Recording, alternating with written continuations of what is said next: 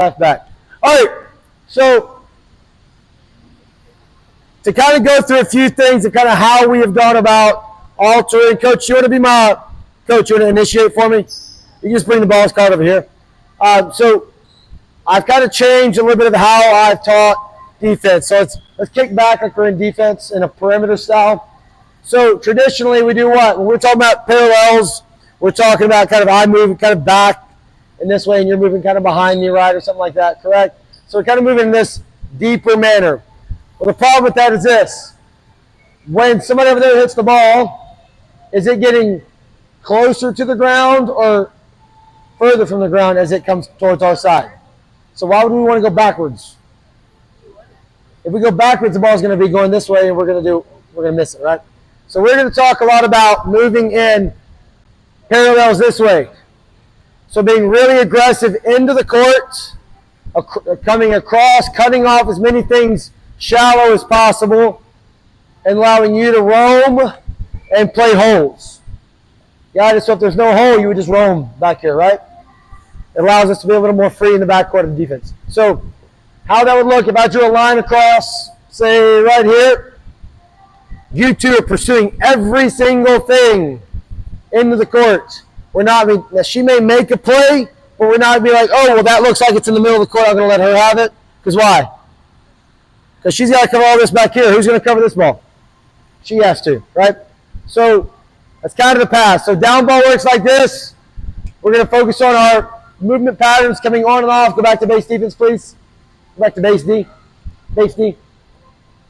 So as the ball's dug up, we see the pass. If it's on, we hang out. Because what's the first thing that can happen? What's the first thing that can happen when the ball's on the net? Dunk. So you got to be ready for that, correct? Once the ball's passed off the net, is the likelihood of a dump go up or down? Down. So we go, if that's the case, we're going to take a step off. Gives us room to get deeper, correct? Also, when it's out of system, does the ball get tighter usually or further off the net when we're attacking? Further off. So is she going to hit down or deep? Deep. So we want to have room to get deeper. Once the ball's set, we kick back in defense. We get wide. Wide. Wide like that. Perfect. We want to be wide because we're trying to create the ability to move one direction into the court. If I'm here, I now have to pursue both ways.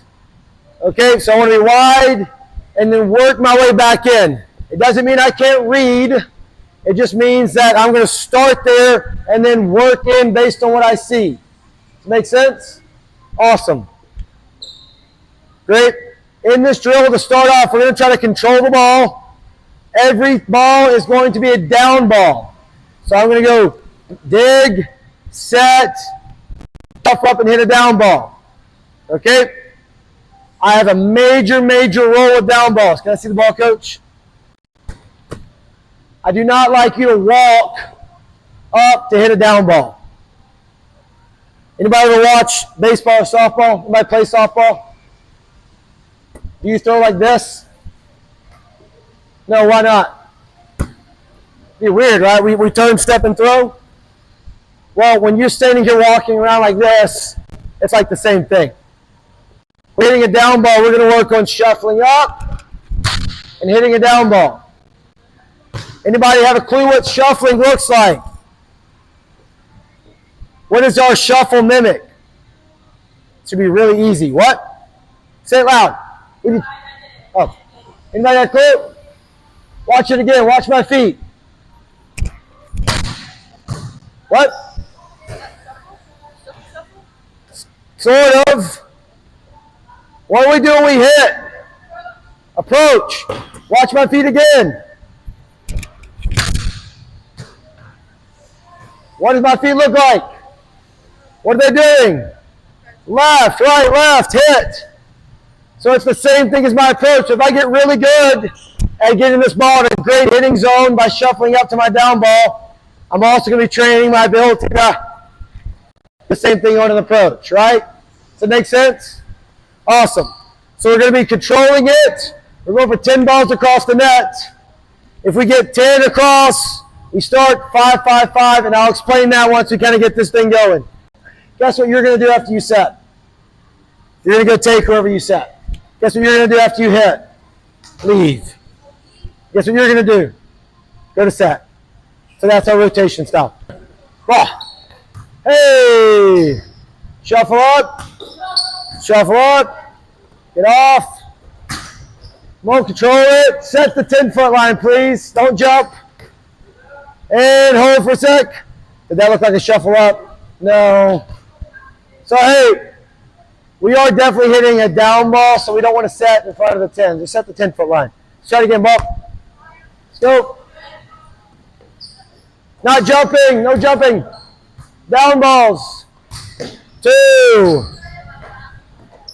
3. Hey, are you going to rotate in? Take the setter. Come on now. Setter, go hit her. Hey, let's go. Come on, we got it. Good. A nice angle. Hey, y'all come in real quick. Y'all stay.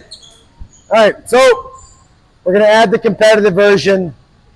I will throw it out there that, so I have made that a major point in every program I've been a part of or I've taken over, to be able to take our team from being underskilled to highly skilled volleyball players, not just position players.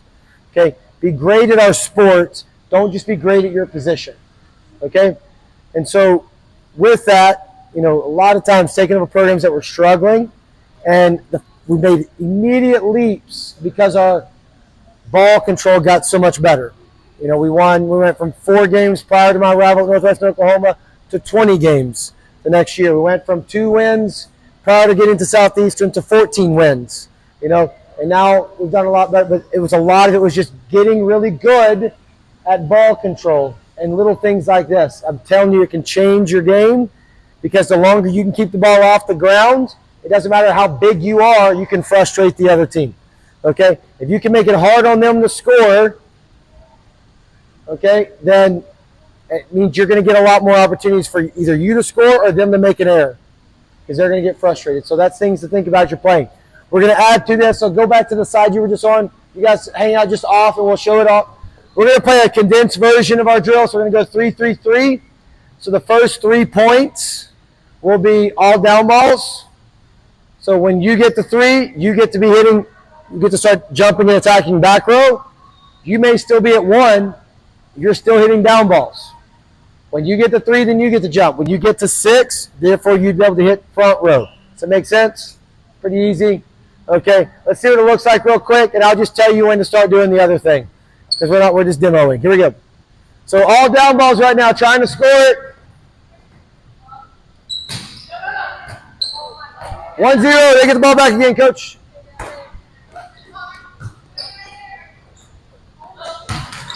Oh, 2-0, y'all gotta work. Come on now.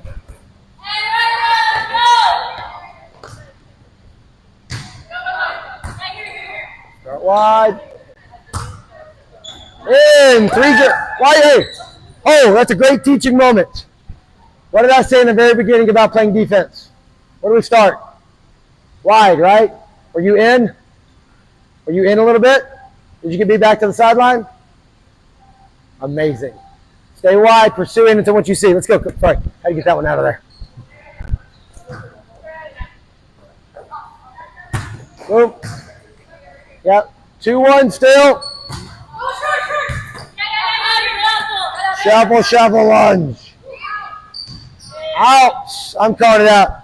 3-1, so they're jumping back row now. We are switching people, right? You better switch people. And you hit, replace it. Let's go. Come on. And if you can jump, you can't jump. You got to stay down. Good. All right, that'll be 3-2. Eventually, we're going to get to 6. You get to hit front row, finish the game off. First team to 9 wins. Got it? Coach, we get that one going again.